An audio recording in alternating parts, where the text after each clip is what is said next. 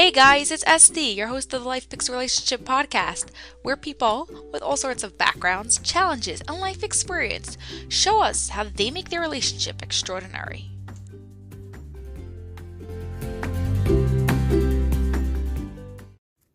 Hey guys, we're here today with a special guest, Richard Flint, a personal development coach and speaker for almost 40 years, helping individuals and couples live their best life possible. He has written quite a few books on relationships, published over 60 CDs and 30 DVDs, helping people reach inside, find their dreams, and actually achieving it. Hey Richard, how are you? I am very well. How are you doing? I'm so glad and honored to have you here. What is your definition of the marriage roller coaster? The thing we need to understand is that no relationship is perfect. I used to have couples in the counseling room that would tell me our marriage is perfect. So I'd ask them three questions and pretty much they would know that their marriage was not perfect. There's always going to be ups and downs in a relationship. What I found over the years is that when two people come together, the thing that brings them together is that special something. And that special something varies from couple to couple. But as long as their concentration, their focus is on that special something, they can handle almost anything in a relationship. I have found that relationships, there's this up and down that they go through. There are times when they hate each other, and there are times when they just like each other. There are times when they love each other, and there are times when they're in love with each other. Now, as long as that in love with each other is the foundation of everything, you can handle the times when you slip into just liking each other, or you love each other, or you just tolerate each other. And by the way, in this new abnormal we're going through, I'm finding that a lot of couples are learning they're just tolerating each other right now because of being combined. But as long as they can go back to that special something, they can strengthen the connection. But if they lose that special something, creates a disconnect. And in my years of working with couples, I have found that there are certain things that cause the disconnect. I'll lay them out for you. Moments that create disconnect that aren't handled. They store up things. And then when their inner trash can is full, it's just over the top and they explode. A lack of really listening to each other. A lot of couples don't listen to each other because they just want the other one to shut up so that they can say what they want to say. And it's not that they're there to resolve anything. They're ending the things that they've pent up. Also, the resistance to change. All relationships go through change. From the time that a relationship begins, the word that really is the foundation to that relationship is change. Every aspect of the relationship is going to be a part of change.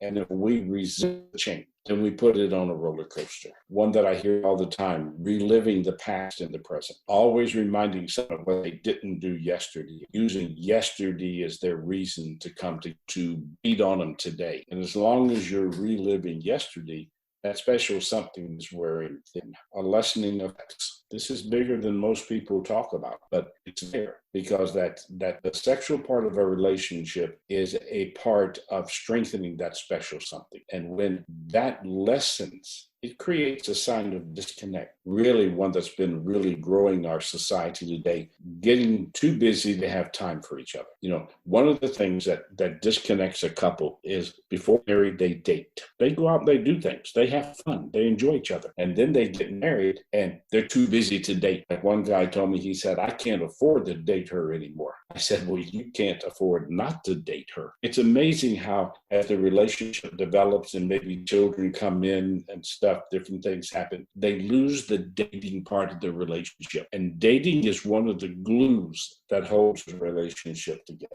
And then things that I listen to when I talk to couples, and that is the expectations for the relationship have become individual, not together. And I always listen to the pronouns that a couple uses. Do they talk about me, I? Do they talk about us? And the pronouns you use tell you about the connection or the disconnection of the relationship. And I have found these eight to be the most common disconnects in a relationship. Each one of these will do one thing. It will weaken that special something that brought you together. So, how can one get out of this and be in a healthy place on the roller coaster and actually enjoy the ride? Well, I think there are certain things that have to be done. If couples can practice this, it'll always take them back to that special something. And I just want to remind your listeners, you're going to slip in and out of those four things. You're going to tolerate each other. You're going to like each other. You're going to love each other. You're going to end each other. And if you can always come back to being in love, everything else in a relationship can be resolved. But you can't resolve anything if you lose that special something that brought you together. We know all relationships begin probably 98% because of physical attraction. I've watched people interview each other with their eyes. They'll start at the bottom of the head, work to the bottom of the feet. And if they deem that person physically attractive, then they want to get to know them. But the relationship has to evolve beyond that. There has to be that internal something that says, this is the person I want to spend the rest of my life. To manage the roller coaster and to manage the ups and downs in a relationship, I would suggest to your listeners that there are 7 things that I really work with couples on. First, conflict in any form is dealt with in a timely fashion. You can't collect wrongs. I mean, you can't have a part of your life where I'm going to save this, and then when I want to, I'm going to throw this at. There has to be communication. And communication is looking for resolution for anything that can hold the relationship hostage. So when there is a moment of conflict, rather than getting angry, rather than just throwing up your hands and walking away, you need to understand we have got to talk about this. The second thing that I suggest to controlling the roller coaster is being open to listening to each other. May not always agree with each other, but there are times you're going to be wrong. Sometimes if I am angry or I've collected a bunch of negative emotions, I don't want to listen to you. I just want you to shut up and let me vent what I want to vent. And nothing gets resolved. And, there are 2 things here. Anything you don't complete has continuation. I'm amazed when I was doing counseling how many people they'd sit in front of me and they would sit there and the whole conversation was about what someone did yesterday. And they had a checklist of all the wrong. And when you have that checklist, you stop listening to each other. You cannot resolve anything in your life, in any part of your life, if you're not listening. Listening is the most important foundational principle for growth that there is. You got to be willing to admit, hey, I was wrong. And there's an interesting thing about forgiveness I just put in here. We're too quick to forgive. Forgiveness is not something you grant somebody. It's something that they earn. If I ask you to forgive me and you forgive me, and then I go back out and do the same thing all over again, I really didn't want you to forgive me. I just wanted you to let it go. And forgiveness is only granted there's improvement in behavior. The third thing that you got to have to control the roller coaster is there has to be new paths that you walk together. You know how many relationships become boring? Because they do the same thing every day. Their relationship is just a root trapped in a circle of sameness, and they wonder why there's no spark. They wonder why there's no adventure. They get locked into a routine of sameness, and what that does is it makes you boring to each other. There's constantly got to be new paths, new adventures, new dreams that you have together, new visions that you're working on. Yeah. Then the fourth thing, the conversations you have must always be looking for solutions. And this again is an argument does not look for solutions. A fight between 2 people does not look for solutions. Anger, excuses, justifications, or reasons are not looking for solutions. A solution is where we come together with a common purpose. There's an issue here. We have a common agenda. Here's what we need to do to resolve this. And then we have a common commitment that we're going to let go of it. We found the resolution, it's gone. Because if you ever bring it back up, it never left. Number 5 of our 7 is responding is always stronger than react. When I react to you, I'm living from my emotions up. When I respond to you, I'm looking at you and talking to you from my mind down. Your mind does not know how to be negative. Your mind only wants resolution. But when your emotions take over, it's more about sometimes punishing, creating pain, conflict, letting someone know. So as you enter the conversation, it has to be focused on resolving. And then number 6, offer hugs, not verbal punches. Every person needs hugs. And we need 3 forms of hugs. We need mental hugs. And mental hugs are important because mental hugs say that you're listening to me. We need emotional hugs because emotional hugs say that I care for you. And then we need physical hugs because physical hugs say I'm here with you. Everybody needs hugs. The last thing is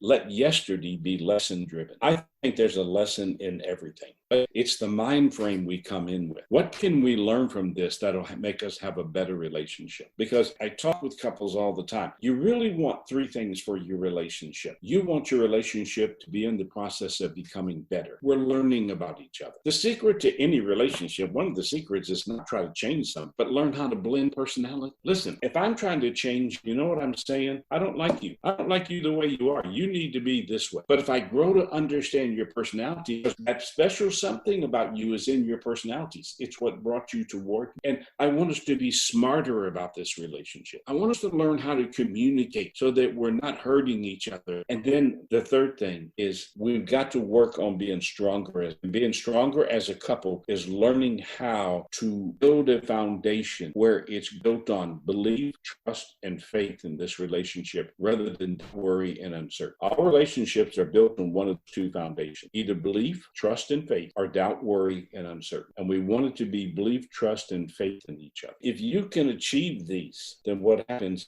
is you'll always come back to that special something that brought you together in the first place. So how does one get to be able to believe that? Well, first of all, you've got to believe in yourself. I mean, if you don't believe in yourself, you're sure not going to believe in anybody else. Number two, that foundation has got to be strong within you. Too many couples get married because they need somebody to take care of them rather than they want somebody to share their life. And that need is selfish. That want is togetherness. I mean, if I want you in my life, then I'm going to work every day to let you know how important you are to my life. If I need you in my life, I'm going to work every day to make you my hostage. And I'll love you as long as you meet my needs. But if you don't meet my needs, then you don't love me. And man, that's a game that's played so many different times. Yeah. And you really got to work on the foundations of a relationship. And it starts with never forgetting that special something. It goes to never stop dating. It goes to always communicating from where the relationship is. And it's making sure that every day you as an individual are becoming better, stronger, smarter within yourself, so that every day I can present you with a better part of me. When a relationship becomes boring and it's allowed to remain boring, it's very hard to turn around. And you'd be amazed how many couples are bored with each other. What would you suggest to someone to make their relationship more interesting? Date. You need a date night every week. And if you have kids, it's not where you go out with the kids. It's where the couple goes out together. I remember one time I was out to dinner. This couple was next to me, mom, dad, and the two kids. It was their 10th wedding anniversary. You could tell he was not happy with having the kids there. Well, she took the kids to the restroom. And, being the person that I am, I just couldn't help but I asked him, "Are you having fun?" He said, "No, this was supposed to be our night." Then he looked at me, he said, "But she won't go anywhere without the kids." I bit my tongue, SJ, because I wanted to say to him, the reason she won't go anywhere without the kids is she doesn't want to be alone with you. Couples need a date night. And they also need to spice up their sex life because that can become boring. And they need to be willing to have a dream that they're dreaming together. What do we want for the future? A huge percentage of marriages end up in divorce when couples have been married 19 to 24, 29 to 35 years. Kids are leaving home. And he wakes up one morning, looks at her, she looks at him, and he goes, "Who are you?" She goes, "I don't know. Who are you?" Two people can share a bed, share a house, even create children and be total strangers. It's because they lose that something. Everything else in life gets too busy for them to work on their relationship. When you have a good relationship, it takes you so much further. Well, you're happy. You're complete. You have confidence. And you know what? When you know that person is in love with you and they, guys will look around, girls will look around, but when they always come back to you because of that special something, you have something special. But you have to work on that. It's not automatic. You got to work on that special something that you have between it and let it grow, let it mature, let it become the essence of who you are as a couple. Yeah. And that's what makes you proud of each other. Exactly. You just shared with us so much to take in just this short episode. Where could people find more about you so that way they could hear more of your great stuff? My website is real simple. It's richardflint.com. And if they'll go, there's a place that says it's my store. If they'll go down and scroll to the books, there's a couple of books that are on relationship. One of them is in Building Blocks on Relationships, which are 20 experiences I had with couples that were going through challenges in their relationship and what they had to do to get back to the special something. And then there are two MP3s on there that I really like. One entitled If Marriages Are Made in Heaven, Why Can't They Be Endured on Earth? And it's a look at the 7 opposites that always get married to each other. And then one for couples that have been married for a while entitled, What Do You Do When the Lust Is Gone? How do you get back to strengthening the love connection between? And if they have any questions or anything they'd like to ask me, I'm always open to it. It's just richard@richardflint.com. Awesome. And I answer all emails personally. No one on my staff answers my emails. So if Wow. there's any way I can help your followers, I would be happy to. Great. Thank you so much. It's been awesome. Well, thank you for letting me do this and for sharing this time with you and with those people who follow you. Yeah, it's really been great. Thank you so much. Hey there, did you order the Genius Relationships online course yet? If not, you're missing out. The experts are teaching their top secrets and tools how you could change your relationship today and take it to the next level. Go to geniusrelationships.com now. You'll be glad you did.